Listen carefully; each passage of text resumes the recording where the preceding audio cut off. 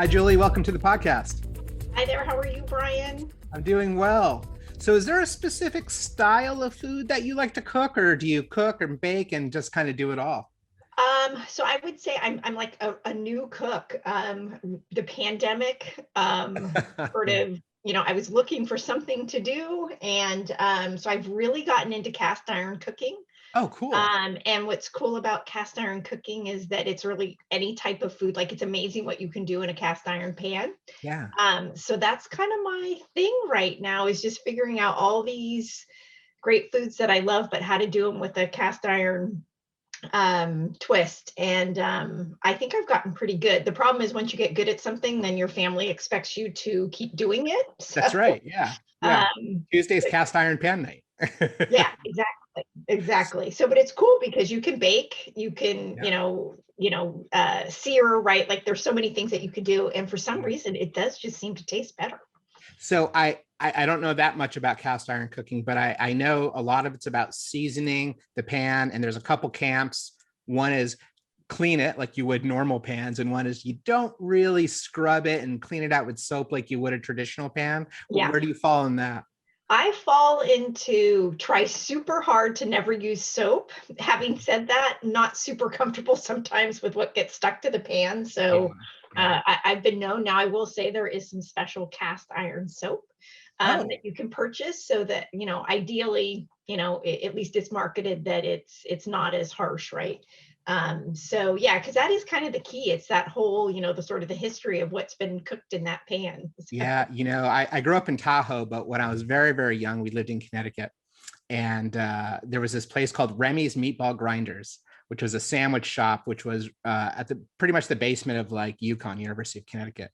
Okay. And he had these cast iron pots and pans they would cook that he had cooked meatballs and sausages in for decades. And I don't think that he once ever cleaned them. And it was like the best sandwiches in the world, but they got condemned by by the health regulators Eventually, at least okay. 3 times a year. Yeah. Yeah, I've heard the same. I heard in France, right? Like it's like sacrilege to, put Yeah. anything in that pan. It's like pretty much a rinse and whatever. So, so Right. like I said, I'm somewhere in between. That's awesome. That's awesome. Well, Julie, maybe you could give the folks listening a bit of background about you and kind of how you came up in the industry and sort of what moved you into, being on boards. Yeah, have been in tech my entire career. I started my first job out of college was with Oracle, right, which was many, many years ago. And boy, has the technology landscape changed in the years that I've been in tech. So, worked in multiple tech companies, various sizes. Somewhere along the line, I ended up at my first security company, which was McAfee, Oh, and worked there for about 4 years. And then had an opportunity to do a couple of pre-IPO companies. So that was really an amazing experience to be able to go through that journey. Many people had done a lot of hard work prior to me joining, but both the FireEye and Forescout experience were really amazing. And it was really when I was at FireEye and had stepped into the CIO, also responsible for security. I had production operations for most of the time. I worked at FireEye as well. During that stage, I got the opportunity to network with a whole new set of people that I hadn't spent time with because I'd always been on the business side before. yeah. And that's really where even the idea of boards came up. And I thought it was something that would be far in my future someday. Maybe that's something I would have the opportunity to do. But I engaged with a phenomenal organization called Athena Alliance. They were just getting started. I was one of the founding members, and their whole goal was to get diversity on boards. It really started with women and gender, but they've certainly now focused a lot more on all types of diversity, but still ideally women. Okay. And that's how I got my first opportunity. I got matched up with a organization, Axon Enterprise, that was looking to add some diversity to their board. And it was a long process, but somehow in the end, I ended up joining their board, and it was a public company as well. So Okay. that was also something I had not expected to happen on my first board Yeah. opportunity. Yeah, for sure. And really, it's kind of gone from there. I've done some advisory board work. I've joined a couple of private company boards, and I really enjoy the work. really Very enjoy it. cool. And you mentioned the Athena Alliance. If people would like to check that out, I'm guessing AthenaAlliance.com. Yeah, yeah, Awesome. yeah, My youngest daughter will like that. Her name is Athena. I'm yeah, yeah, Greek. Go yeah. figure. Yeah. But And awesome. I'll give a plug there. There's a woman, Coco Brown, who's the CEO, who's just phenomenal networker, but also just like sees something and just kind of activates and make things happen. And I know that FireEye and Mandiant have engaged with them quite a bit as well, right? Yeah. Because you guys have a lot of amazing talent in the organization that are also could really provide value on boards. That's great. That's great. Well, let's jump right into the cybersecurity side of it. So you've been on boards of publicly traded companies. You've been on boards of private companies as well. Is cybersecurity a hot topic? Is it a kind of a tertiary topic? Where does it sit in the scheme of things when you're sitting at the board in the boardroom? Yeah, no, I mean, it is definitely a hot topic. Okay. I would not be on the Axon board or the HeartFlow board if they had not made it a priority and said, look, we need to recognize that we've got a great board, but we need to continue to fill in, where we might have gaps, or there's an opportunity to bring some people in with experiences that just continue to round us out. Yeah. And in both cases, it was sort of a digital security, data privacy, right? Like all these things converging.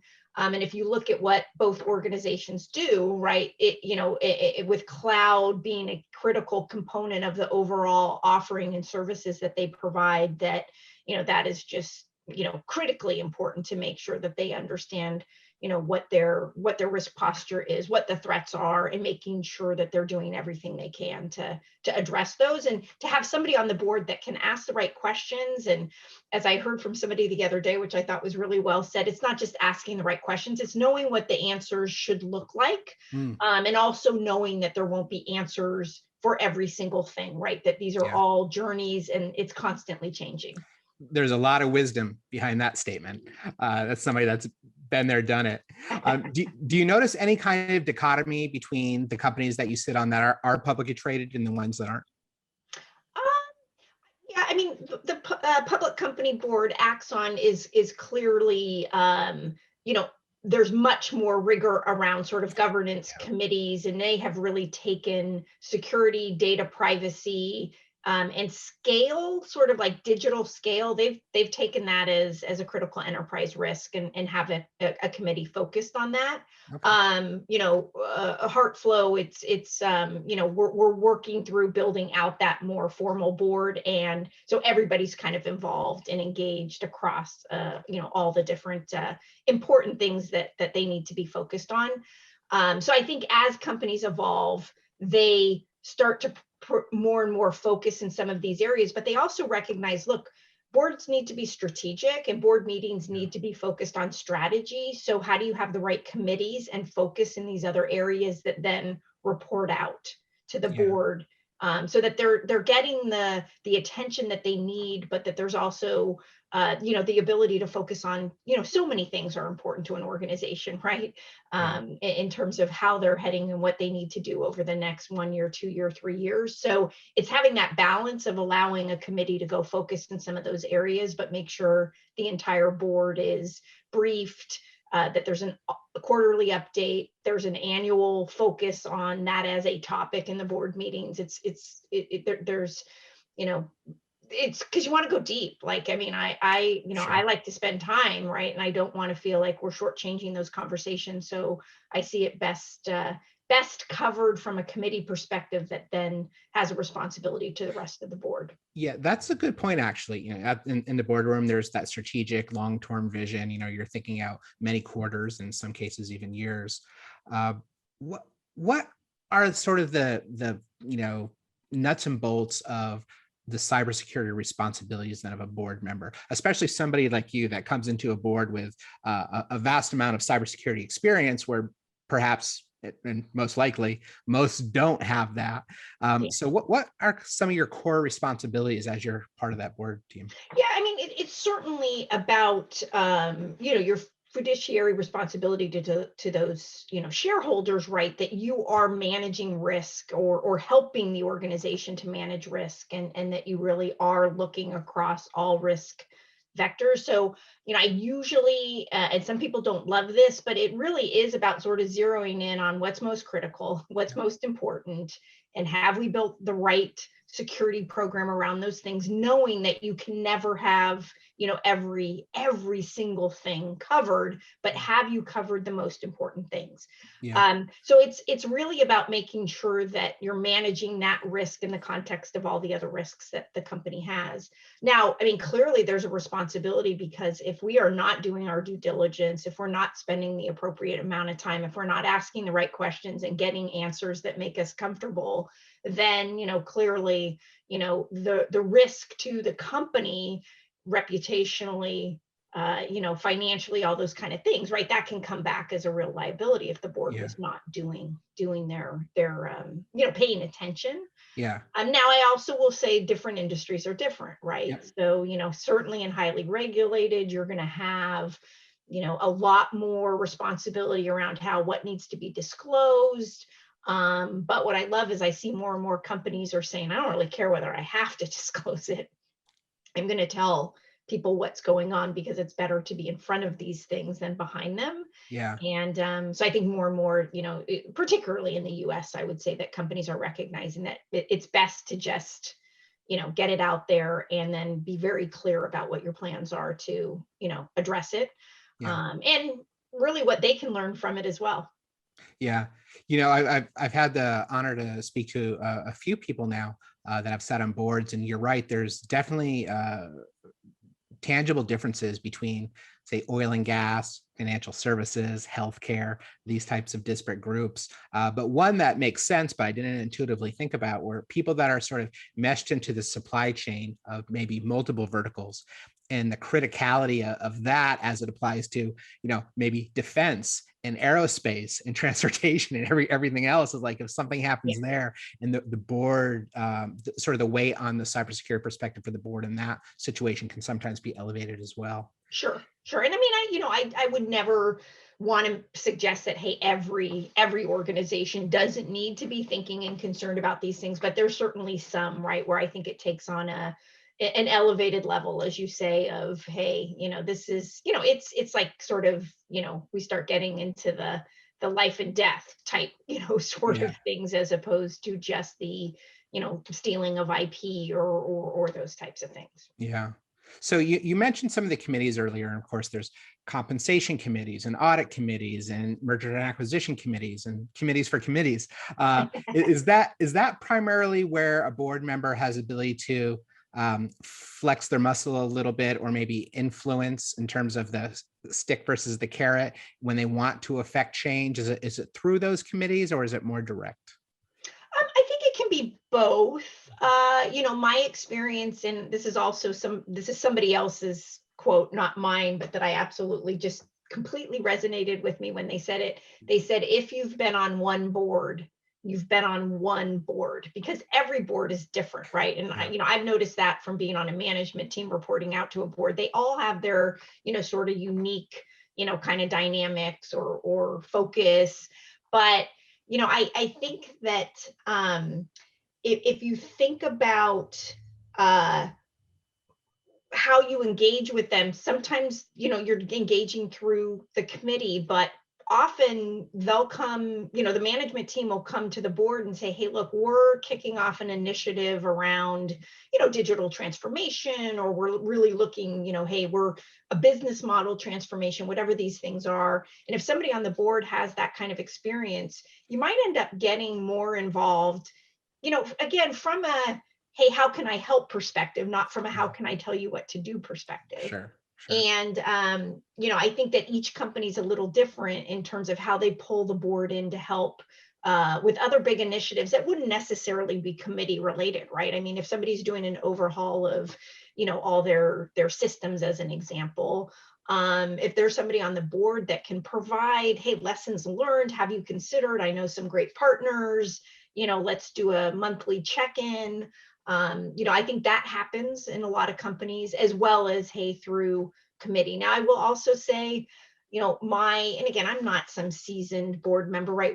There's so many amazing board people out there that have been doing this for many more years than I, but part of it is also being an advocate and a supportive, right? Because we all know how hard this is on top of everything else, right? So it's not about just being like, hey, you should be doing this and you should be doing that. It's about sort of recognizing, hey, why aren't you able to get to some of these things? Because maybe there's a way for us to advocate and help and get some focus in these areas. So a lot of it is, hey, this is hard stuff, right? I mean, particularly, security, data, right? Some of these things that don't often get the glory they deserve, it's hard work. Yeah. And it's making sure you're also recognizing the progress and giving them some incentives and motivation, so that they keep at it, right? And keep improving.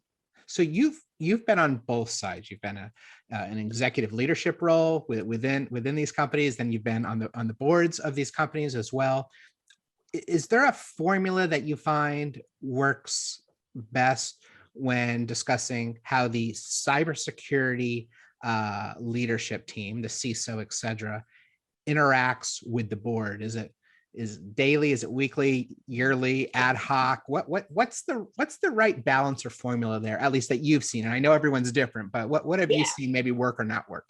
Yeah, I mean, starting with everyone's different. What I have seen work is, and again, I've had the opportunity to work for security companies, right, which gives you some extra, sort of attention, in a good way, right? I think that it's at a minimum, a couple times a year, some sort of, discussion around it. And then I think that depending on what kind of committees folks have, it can really be a quarterly discussion. I also will say that, direct line to, audit committee or somebody on the board, if you feel like, hey, look, just a heads up, just, kind of want you to know that this is going on, clearly with your management team's awareness, right? Yeah. That, as you need it, you need to take advantage of it. Yeah. And that it's not like, don't wait till the board meeting to say, oh, we had this situation, don't worry, everything's fine. It's like, it's far better to give the heads up, and here's the action plan. Now, I also recognize you want to help them balance how much time are they spending letting the board know what's going on versus addressing whatever it is that they're trying to address. So I think it's also important to say, hey, look, don't feel like you need to spend a bunch of time on, very robust formal updates. Like, we want your attention where it needs to be. But if you can just, hey, at the end of the day, here's kind of where we are, or if it's something less of a, risk, that, hey, just give us an update, every couple of days, so we know you're on it. Yeah. So now here's slide 157 on the latest ransomware attack. Yeah. I've heard, and I don't think this happens nearly as much as it used to. And by I mean, I used to maybe a couple decades ago, when cybersecurity people first started sort of interacting with the board more regularly, where they would come in and they'd be signed up for these monthly or these quarterly sort of brain dumps on what's happening in cyber. And they would just be these long, drawn out rabbit holes, and then they don't get invited back. So I think the role of the security leader has had to evolve to understand, the board's focus and the amount of time they have to focus on your flavor of risk, as opposed to the 100 other flavors of risk that they have to worry about that particular day. Yeah. Yeah. And, it's always going to be an area where you're up against, right? Like you're going to have only a certain amount of time, right? And so important to really be thinking, hey, what do I think is most important to communicate to them? Because as you said, right, you could spend days, right? I mean, it's like, there's so much, great work that's happening in every security company. And, there's so much that you could pull the thread on, that you just really need to focus in the areas that it's most critical the board is up to speed on. And then it's, the management team as well, right? I mean, again, having worked for two security companies, there was some built-in interest, which sometimes meant like, wow, you're really interested, right? Maybe you could come help us do some of this. Yeah, But it's really that management team's engagement as well, right? sure. So, uh, you're never talking to something at the board level that the management team isn't well aware of and also engaged in supporting. So. Absolutely. Well said. Well, I want to get your hot take on a couple of sort of trends, if you will, that we're seeing in the industry. One is related to services, something that's absolutely not new in security. It's been around since the beginning of security. But incident responders on retainer and red teams and MSSPs and outsource this and outsource that. There tends to be a significant pickup in this in the last couple of years, even pre-COVID. I think some of it was tied to, there's an inability for organizations to hire as much as they need. Sometimes retention can be a challenge. So they're really embracing this. As a board member, do you see this as an inevitable trend, something we need to embrace and we need to manage? Do you think it's something that maybe we have to try to get away from and pull everything back in? Or has that ship sailed? What's your take on all this outsourcing lately? Yeah, I mean, I think it will continue to grow because of the points that you bring up. In some cases, even very small organizations are subject to some pretty, robust compliance requirements Yeah. depending on who they're doing business with. So the ability to really build these things out is, I mean, it's just not reasonable. So I think that because every company is a technology company to some extent, Yeah. and just about, well, I exaggerate, but in the technology world, almost every company is delivering some sort of service where they have responsibility to their customers to assure them that the right controls and operational controls and security is in place. I think because of all those things, they have to leverage third parties, and it's anything from, hey, be my SOC, to manage my security infrastructure, to hey, I need bodies, right, to come in and help us get at least almost to compliance on all these new requirements that are coming from the US government, et cetera. And then figuring out how you manage and maintain those over time. And then there's the other, right? Like, I don't think I would ever advise any company to just rely on what their internal team thinks Yeah. the risk posture is, right? I mean, it's just critical that, not just from a sort of traditional pen test perspective, but from a, hey, what if I just kind of let you loose? What would we find? That you have to be doing those types of things. Yeah. To me, it almost falls into that category of automation. It's almost something that you have to do just to have table stakes as it relates to scale. I mean, if I just think the healthcare space, and so payers, providers, and sciences, pharmaceuticals, historically, at least the ones I've seen, have pretty good sized security teams. The insurance companies, somewhere in the middle, but the healthcare providers, the hospitals, they might have a very, very small team that's similar to what like retail has. Yeah. And we all know the risks there. It's much different, somebody getting their healthcare information stolen than a credit card.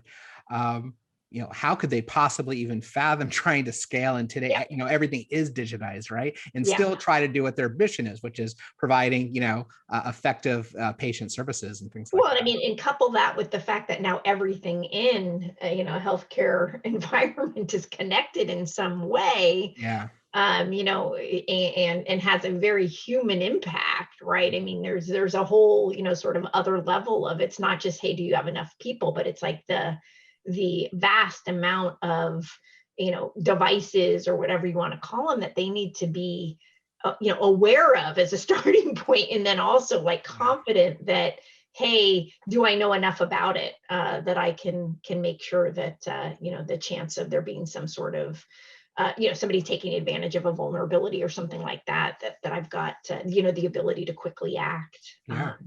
And I assume if a patient has just heard in the news that your hospital underwent some type of breach and now they're about to get some type of procedure done, they might think, whoa, maybe I need to hold off on that. I don't want some hacker messing around in my heart, right? Who knows? And then the quality of the patient care reduces, and all sorts of horrible outcomes. So yeah, that's a well, I do actually have, so I agree with you, right? Like, people get super concerned, right? When they hear about, something, and it's like all of a sudden they're very much like, well, I would never, or I'm not going to. And then they're the same folks, right, that have their password on a yellow sticky, whatever, right? Like, so I think there is this, I think Kevin Mandiant has said this very well, right? Like there's this, expectation that we expect our, the companies that we do business with to be perfect, right? And then, sometimes as individuals, right, we're not quite as take as much ownership and responsibility for really understanding, did you know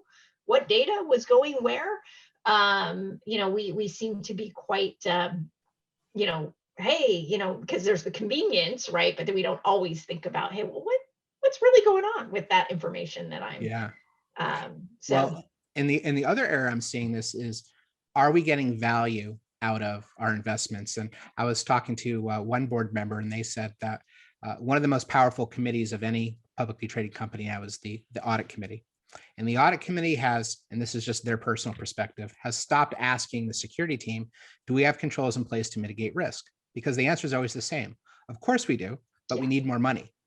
And they're saying instead, they're asking, can you prove that those controls that we spent $10 million on last year are providing $10 million worth of value?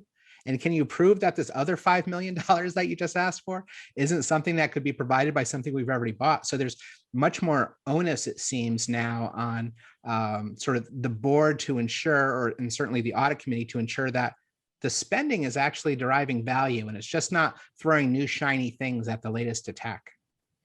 Yeah, and I mean, this is one gal's opinion. I feel like this story about, CISOs asking for money at the board level is just, I don't believe it happens as much as everybody would like to say. I think most of those conversations are and should be happening with the CISO and their, CEO, COO, CFO, right? Whoever the folks are that they're, aligned with from a strategic planning perspective. And that's really where those conversations need to be taking place.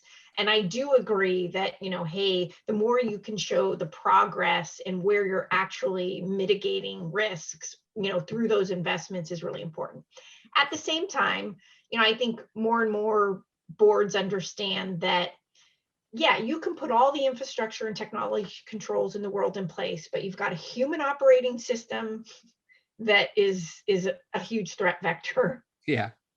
And you have to have the visibility and the ability to respond, right? Because even in the best, sort of security architecture and set of controls, there is the ability, right? Just because, you have, to your point, you're relying and trusting somebody else, right? That they're doing all the right things, whether it be a SaaS service, whether it be a product that you put in your environment. So, there's got to be that element to this, and that if everyone thinks just buying more technology is going to solve the problem, I think we've all proven time and time again that you've it's already not lost. going to. Yeah.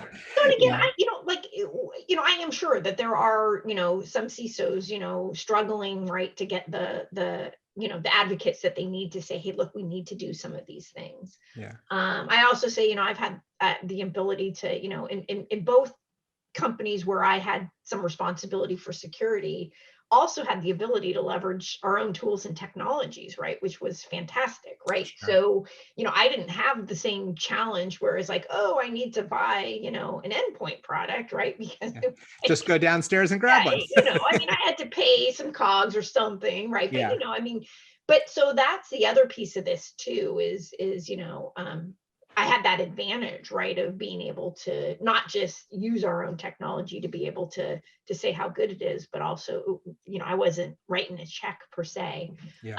But, with all the move to virtual, all the move to as a service, more and more security related things being more cloud centric, I think that also helps from ability not to deploy more quickly, and also to be able to get your hands on some technology that wouldn't normally, you might not be able, you wouldn't have been able to fit into the budget kind of thing. Sure. Well, and that kind of brings up a good point. And sort of my last hot take on fitting things into the budget is threat intelligence. Again, something that's not something that's new per se, but I think historically it was a nice to have. It was maybe number 10 on your list of 50 things that you needed to do that year.